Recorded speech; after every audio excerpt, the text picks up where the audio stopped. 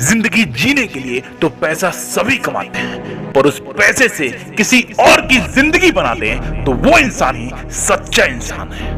इसमें कोई डाउट नहीं है कि बड़ी सफलता के लिए बहुत ज्यादा स्ट्रगल करना पड़ता है, पर जब इंसान अपनी जिंदगी में एक मुकाम हासिल कर लेता है तो वो भूल जाता है कि उसके जैसे हजारों लाखों लोग आज भी स्ट्रगल कर रहे हैं।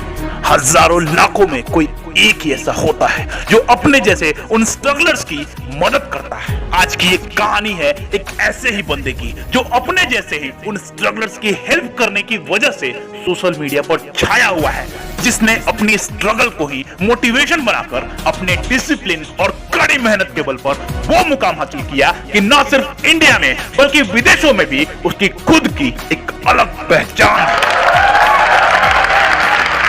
पंजाब के मोगा शहर में जन्मे इस बंदे का बचपन बिल्कुल ही साधारण था। बस एक बात थी जो खास थी, वो थी डिसिप्लिन। ये बंदा अपनी बॉडी के लिए बड़ा ही डिसिप्लिन था, रेगुलर एक्सरसाइज करता था। तो स्कूल की पढ़ाई कंप्लीट करने के बाद ये बंदा चला गया नागपुर इंजीनियरिंग करने, और वहां जब ये इलेक्ट्रॉनिक्स इंजीनियरिंग के फाइनल सेमेस्टर में था तो इसे मौका मिला रैंप वॉक करने का, और यहीं से इस बंदे को मॉडलिंग का चस्का लग गया।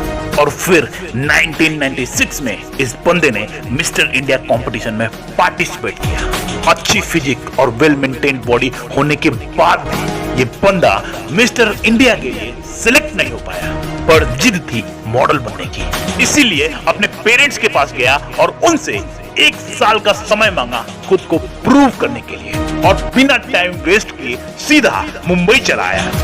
शुरुआत के दिन बड़े ही मुश्किल थे, पर फिर भी काम न मिलने के बावजूद भी ये बंदा प्रतिदिन एक्सरसाइज करता था, अपनी बॉडी मेंटेन करता था, और घर पर बैठे रहने की जगह प्रोडक्शन हाउसेज में जाता था। अगर डायरेक्टर से मुलाकात ना भी हुई तो अपनी फोटो देखकर आता था। इस तरह से ऑलमोस्ट सारे प्रोडक्शन हाउसेज इसने घूम लिए और अपनी फोटोज हर जगह दे दी थी।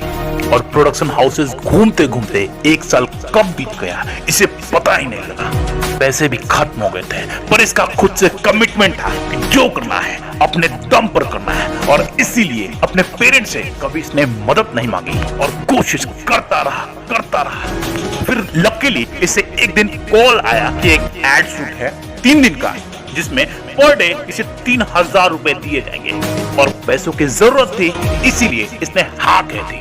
वो एड था एक्शन शूज का, जहां इसके जैसे 20 और लोग भी थे।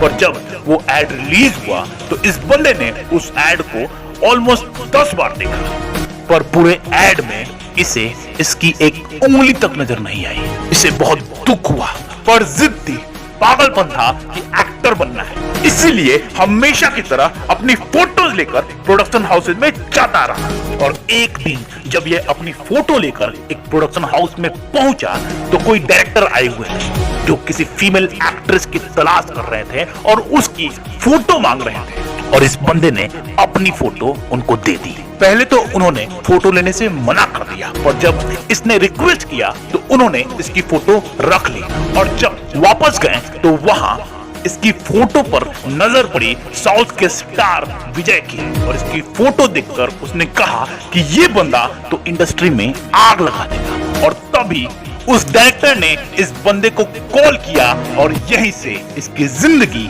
बदल गई। और इससे इसका पहला ब्रेक मिला तमिल की एक मूवी कलर्स में, और फिर यहाँ से इस बंदे को साउथ की फिल्में मिलने लगी। और 2001 में बॉलीवुड की मूवी शहीद आजम में भगत सिंह के अपने रोल से इसने पूरी दुनिया का दिल जीत लिया। और इसके बाद न सिर्फ बॉलीवुड बल्कि हॉलीवुड से भी इसको फिल्मों के ऑफर्स आने लगे। ये बंदा और कोई नहीं, अपने विलन के रोल से ही कई सारी फिल्मों को हिट कराने वाला बॉलीवुड का फिटेस्ट एक्टर सोनू सूद है,